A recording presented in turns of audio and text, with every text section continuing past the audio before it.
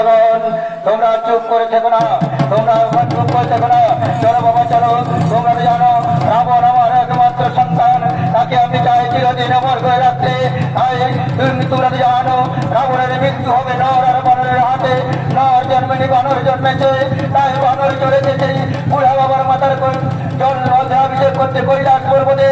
চলো সেই হনুমানকে আমরা মেরে ফেলবো, সেই বানরকে আমরা মেরে ফেলবো। সেই বানর যদি বেঁচে থাকে